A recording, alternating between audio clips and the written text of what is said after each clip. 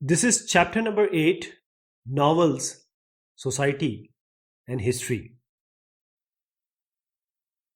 So we will talk about novels, society and history.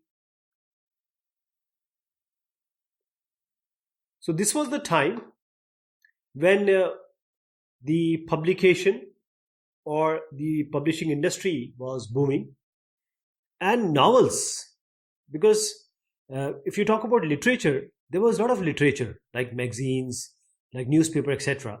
But novels, they found its place into everyone's heart, everyone's mind. So we'll specifically talk about these novels here. These are some pictures. So what we will do that, as we know that print culture, it transformed the way people think. And now the literature, it was coming in different forms. And the novel, as I just mentioned, this was a very important tool. It became to for the people to link themselves to a different world, to understand things, and to start debating, to start understanding and discussing. So what we will do here is we'll first see the Europe and the Western world, and then we will come to India, that how this novel actually came into being, and then how it spread. So the rise of novel, first is the novel emerged as new literary genre in many parts of the world, because there were various literary genre, but this was something which was important to mention. The novel first took firm root in these two places, England and France, and then the shopkeepers, clerk, that is the lower middle class people also, and previously the aristocratic, like the gentlemen people, these classes in England and France, they were reading it. But now the lower middle class, they were also forming the readership for these novels. They were also reading it, and there was increment in the earning of the authors. Previously they were only dependent on the patronage of aristocrats, that is, they would write for aristocrat on the big people, and they are going to pay them. But now earnings, because of the spread to different class of the novel, to different class, now the earnings of these authors increased, and they started experimenting different styles. Novel has no specific order. It's like a story, and it can be of any field. It can be, so it has some flexibility, you can say. So now novel provided the authors or the people who are writing the flexible form of writing. Then we'll talk about the publishing market. In this publishing market, people had easier access to books because the market was getting stretched, or you can say it was spreading. And because of the technological improvements, first we talked about the wood blocks, then Johann Gutenberg, he created a very famous kind of printing stuff. Then it came on electricity, and then the cylindrical form. So we all heard and learned about all these things. So there were technological improvements, and that also increased the sales. And people were also marketing, those people who were making it, they were also marketing it to sell it to all the masses, common masses. And novels were both personally and publicly, they can be read, right? Because they were so absorbing, people could absorb the novels and they start believing in it. So these are the key points of what we are going to see just now.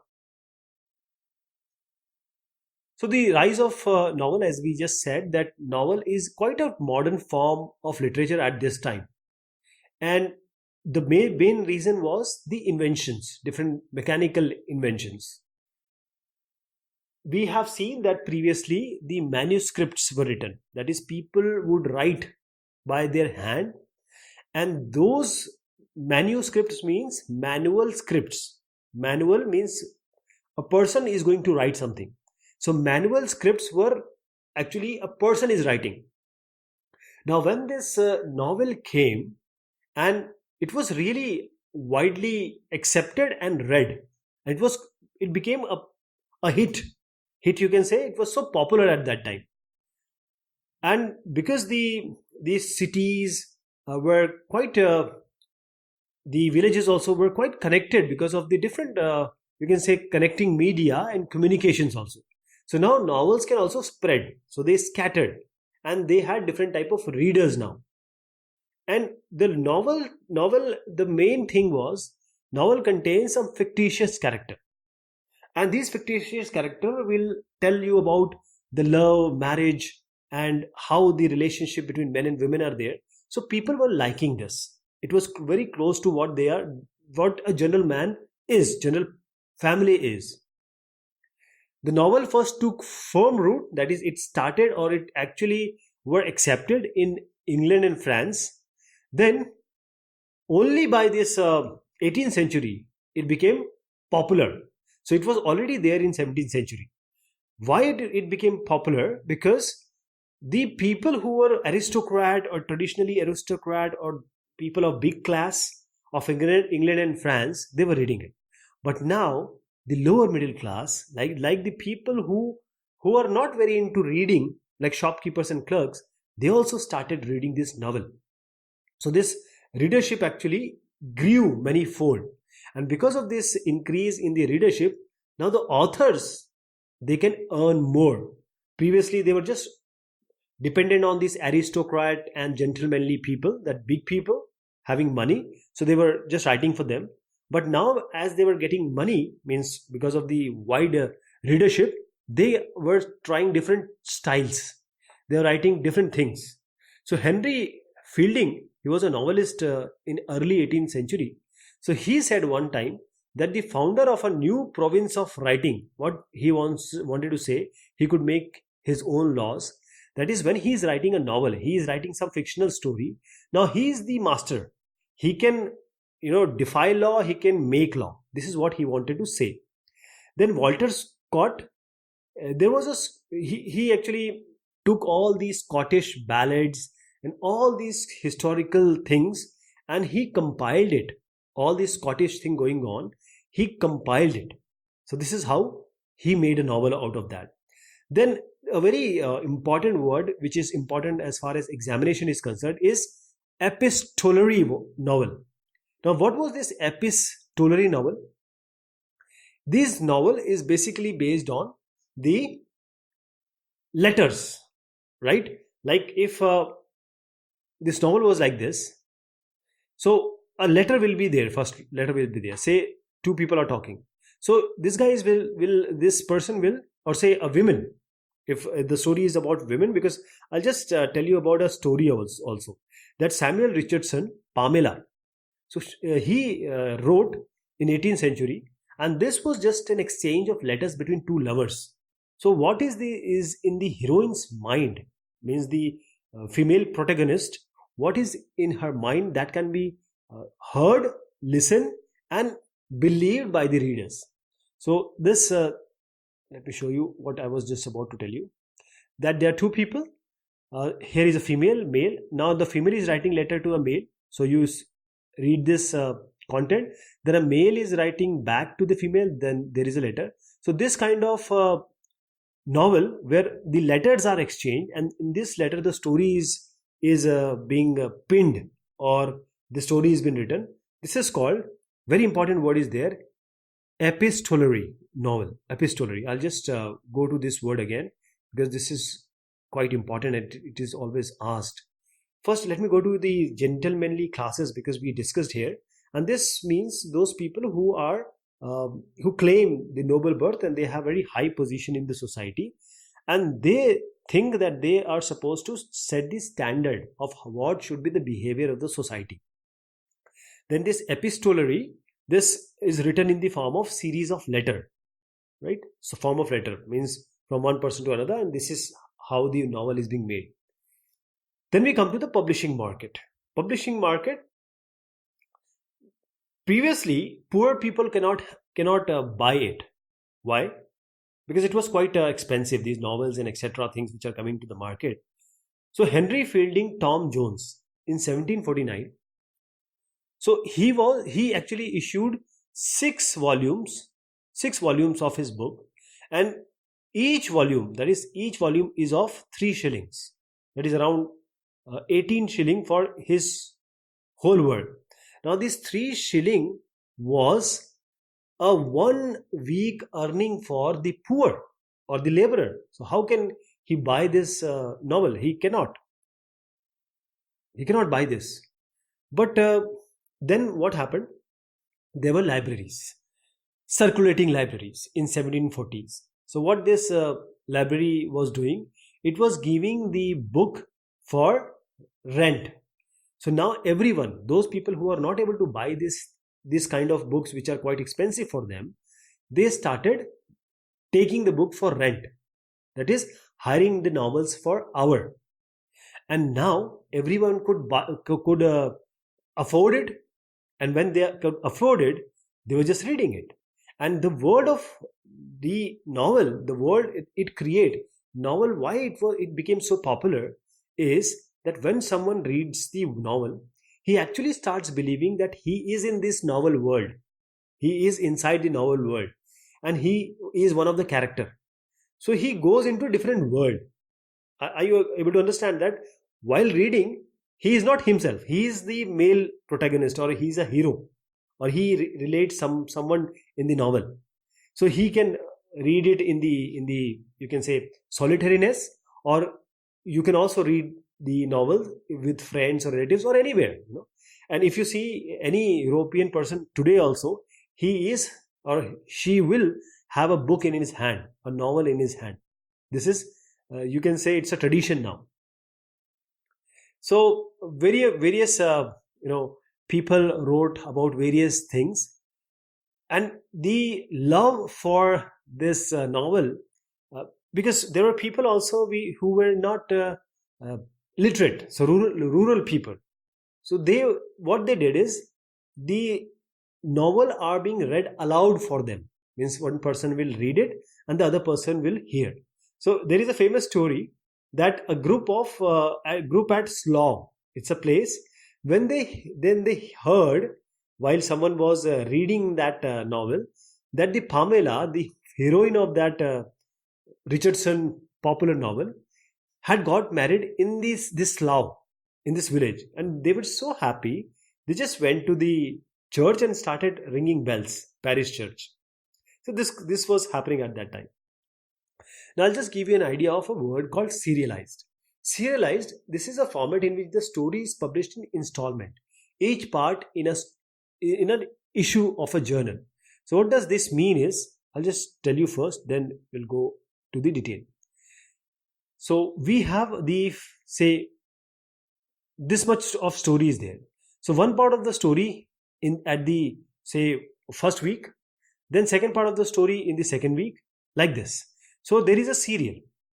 These are linked. So wherever it ends, or it's having some interval, it's so tempting for the readers.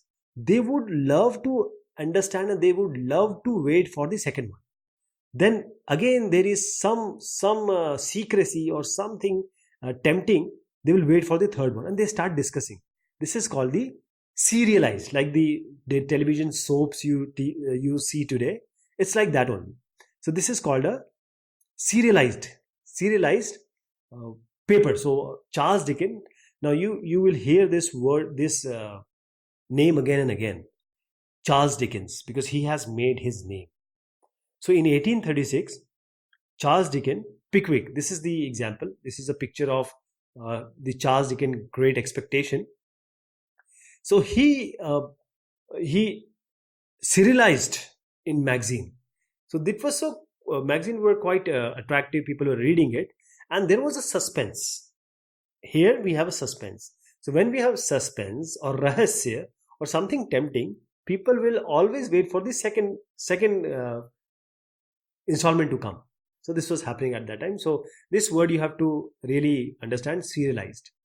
As I just said that the advertisement of the libraries was going on. So this is the one of the libraries advertisement, and this is a picture of sketches by Boz, and this is again by Charles Dickens. So this is Charles Dickens' first publication. This was a collection of journalist essay, so journalistic essays. It was a collection of that, entitled Sketches by Boz. That is why I said Charles Dickens you will hear a lot. And one more person you will hear a lot is Leo Tolstoy. He is Leo Tolstoy. He was a very famous Russian novelist, and he wrote about rural life and community. So let us talk about the world of novel. So what I was telling again and again, that this was not only for the aristocrats or big people. The novels were for everyone. So novel doesn't only talk about the states and empire, but the novel talks about common people also. Common people also. So there was a problem, you can say, when the industrialization started. Everything was good. That factories came up, people were making profits, business profits were there. Economy also was growing. But at the same time, some people they faced problem. That is, when cities were expanded, it was unregulated, and the laborers were overworking. They were underpaid. They were unemployed, poor. They were homeless. They were just seeking shelters. So this industrial growth also showed something which was not being shown by everyone or not being understood by everyone. So what these developments, these were very different development, or people were not talking about this. So Charles Dickens, he actually wrote about what are the terrible effects, what are the bad effects, what are the effects which people are not talking about. These are the terrible effects of industrialization. How a normal people, or how a normal labor, what is the life and character. So in his famous novel Hard Times, he described, it was written in 1854. So this you have to remember. Hard Times were written in 1854, and there was a town, a fictional town he you say invented, or he coined, Coke Town. And this Coke Town he expressed like it was full of machinery, all smoke, rivers were polluted, and all things what were the after effects of the industrialization. And he also mentioned that the workers are only known by hands. They are hands. They are not talking about, they are just instruments. They are not people. So this what was Charles Dickens' idea about industrialization at that time. And Charles Dickens didn't stop here. There was a very famous novel of his, is Oliver Twist. Now here we see this Oliver, and Oliver, he is a child here, and he's working in a workhouse, and he is asking for something, food, and everyone was watching that whether he's going to get food or he's going to be rebuked, or this person is going to do something to him. So this was Oliver Twist, where the story was, and this he wrote in 1838. So once again you have to remember that Oliver Twist, written by Charles Dickens in 1838. So there was a poor orphan person, and or a kid, and he lived with petty criminals, beggars. That means not with good people. But there was a good ending. Finally he was adopted by a wealthy man. But all the novels, they didn't find the happy end. There was Emile Zola's. He is Emile Zola. This is a picture of Emile Zola. So Emile Zola, Germinal, in 1885. So he wrote a novel about a miner, means the person who mines in a mine, means take out things from the mines deep down. So it is based on France, and finally this guy, the end is not very good. Everyone turns against him, and the hopes of this guy, the hero of this novel, hopes are shattered.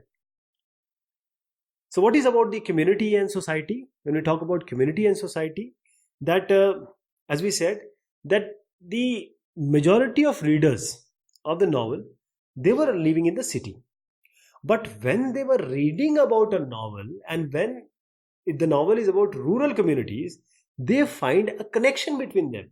A person sitting in city, he is connected to rural areas. So one of this kind is Thomas Hardy. He was a British novelist, 19th century. So he wrote about the traditional rural communities of England. So community and society, the novel created a feeling of connection with the fate of the, or what happened to the rural communities. It used vernacular languages. Vernacular languages mean the local languages that are spoken by common people, and created a sense of shared world between different diverse people in a nation. So actually it was vanishing. The rural people were not very much in the city. So he wrote about that. Why? And he also showed that because at that time we learned that common area were being taken over by the big farmers and the employed laborers, right? So this is how Hardy, in Mayor of Cambridge, he gave that sense, and it was written in 1886 about the rural community. So he wrote about a Michael Hencard. The hero of the novel was Michael Hencard. He was quite a successful grain merchant, and he becomes the mayor of a farming town, which is Casterbridge. But he was not. He was generous to someone. He was cruel to someone. So he lost to his rival Donald Farfair. So this Farfair, he was smooth and even tempered. That he talked to everyone in a same way, not unlike this guy, the other one, who was quite generous sometimes, or cruel sometimes. So these are the things, the problems and everything which Thomas Hardy tried to present in the Mayor of Casterbridge of 1886. Now again, the novels were vernacular. Vernacular means they were in the local language. So these local languages, that is why people started reading it. And like the nation, the novel brings together various cultures because the language was quite vernacular. Then we talk about the new women. So what happened here? The new women got more leisure to read as well as write novels now. So they were reading also and they were writing also. So they drew upon their experiences. So now they were sharing their experiences. They wrote about family life, and this actually earned public recognition. People were reading it and they were, you can say, appreciating it also. And many novels like that of the Jane Austen, Pride and Prejudice, this was a very famous novel. It gives a glimpse of world of women in rural society. That is the rich women in the rural society in early 19th century Britain. I'll just show you about that. And the novelist who came into this writing, they not only popularized the domestic role of women, they also showed some women who are rebel, who will not abide by everything what is being said. They will ask questions. So writer of this sort was Charlotte Bronte. Jane Eyre, she used to write with this name, and she was a rebel woman. So we have already talked about vernacular, that is the normal spoken form of language rather than a formal language, a literary form. It is not that literary form. It is just the way I am speaking to you right now. Now the new women, as we just said, that the middle classes, they became more popular, and this novel involved women also. Now women has now time to read, so they were writing also, and they were showing everything: emotions, identities, experiences and problems, everything which is related to women. So most of the women, they would talk about, or they would write about the domestic life, but they were also talking about something else also, their experiences, how about their family life, about because this was earning public recognition, people were reading it. So I'll just show you a picture here, that this is a picture of a woman reading, and this is what a cartoon being made, that the women, when they started reading and then writing, then what will happen to the family? See, the kids are just crying, and the husband is saying, what are you doing?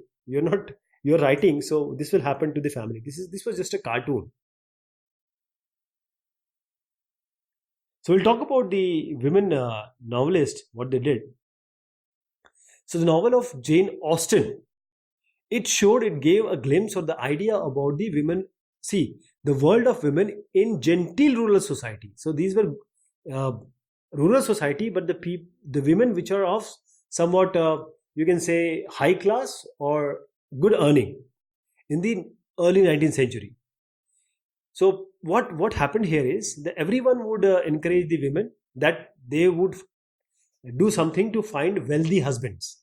So what she wrote in the famous book Pride and Prejudice, if you see the first sentence of her book, it is a truth universally acknowledged that a single man in a possession of a good fortune must be in a want of a wife. So every man who is having good money, he requires a wife. So every woman has to try for it, right? So this is Jane Austen picture. But they were women. They would just not do the normal thing. If something is there, they will rebel. If they don't like something, they will rebel. So one of them is Charlotte Bronte, Jane Eyre, she is called. So when this Jane Eyre was published in 1874, young Jane, because Jane is the name of the protagonist, female protagonist, and it was shown that this Jane is quite independent and assertive. So she was against her aunt, and she was saying that you are different for others. That is, her aunt is different for others, and she's different for her. So she said, "I'm not going to tell you aunt in this life." So this is how the rebellious character was also shown. I'll just show you a picture of a marriage contract because we talked about marriage here. This is a marriage contract. Here they see the women are just sitting, but the men are doing all the work. So this is the picture of Charlotte Bronte, and she wrote about the rebel thing. So as I said, the female protagonist, she was saying that she is never going to call uh, the aunt as her aunt in this life. Then what happened to the novels of the young? See, novel means young people we are talking about. So novels for young boys idealized a new man, someone who was quite powerful, assertive, independent, daring. So this is how young boys were being fed. So these novels aroused the excitement and adventure of conquering some lands which are strange to them. And love stories, which was written specifically for the growing women, adolescent women or girl, it also became very popular in this period. So let us see. First, then Romana. Romana in 1884. It was written by Helen Hunt Jackson, and there was What Katie Did in 1872. It was written by Sarah Chauncey Woolsey. So if I'm not pronouncing the name, doesn't matter, because if you give your name, that is the Indian name, to foreigners, they will also not be able to speak. So it doesn't matter. So these are the names you have to remember. And along with this, R.L. Stevenson, Treasure Island, and Rudyard Kipling's Jungle Book. This also became very great hit. So let me take you to the details now. Novels of the young. So novels for young boys, that is, the novels were showing a person who is very powerful, because the young men would like it. That is, the hero will go for adventure, and he will just conquer that land. So we have this R.L. Stevenson's Treasure Land, as I just mentioned, and Rudyard Kipling's Jungle Book. This is specifically for the younger kids, younger generation. And then we have G.A. Henty's. It was a historical adventure, and this was specifically for the Englishmen. That is, they showed how these strange lands were conquered, Mexico, Alexandria, Siberia. So this is for encourage the young boys of England, to show them how the courageous peoples are. Then also the love stories, as I just said, for the growing girls, like Romana 1884 by Helen Hunt Jackson, and series which was called as What Katie Did in 1872 by Sarah Chauncey Woolsey. And this was wrote under the pen name, because when a writer writes, He may have a different name. He may write with a different name. So that is called pen name. Susan Coleridge, I guess. So colonialism and after, what happened here is, see, colonialism and after means the early novel contributed to colonialism by making the readers feel that they were part of superior community of fellow colonialists. That is, the colonial people, they are going to colonize these people. So it was thought that this European area and say India or say these Africa, they were doing the good job of going there and making the colonies. So it was actually a kind of a good thing for them in the novels. So the view of colonized people were like this. If these people like Indians, Africans, and etc., they were thought or they were showed like they are just primitive. They are barbaric people, and we need to do something that is the hero or the novel people have to go and civilize these people. And this was only being understood by everyone after Robinson Crusoe. Means it was an adventurer, and people were just learning it, reading it, and they were happy. But still, I'll just show you what Robinson Crusoe had. But only after this Joseph Conrad, it was later in 20th century, he showed that why this colonialism was so bad, and he criticized the colonialism, and he showed the backside or dark side of the colonialism. So as I was just saying, that the novel, when it came into being or it was being popular or getting popular, the Europeans were colonizing the world at that time. So the earlier novel which came, they showed that the Europeans are a superior community and they are making the colonies. So the hero of Daniel Defoe's Robinson Crusoe, this is a very, very important and famous book, novel, Robinson Crusoe. So this hero was an adventurer, but he was a slave trader also. He was a slave trader also. So he would not want to talk to these inferior creatures. He will just say them by certain names like Friday. Any name he would take. So this colonialism was actually made very natural or default to the public who is reading. Because the colonial people was shown as they were not good, means they were just primitive, barbaric, they were not even human. And it is the duty of the colonial rule or the Europeans to make them civilized, to make them fully human. But this all happened, people were happy at that time, but actually Joseph Conrad, he wrote in his novel the dark side of the colonial occupation, that how these colonies made these people more inhuman or more not fully human. So this is what happened and what this novel has done in the European countries we just saw. Now let us come to India. What happened in India and what novel had a role to play in India. So this is what we are going to see in the next discussion. So till then, thank you so much. Take care of yourself.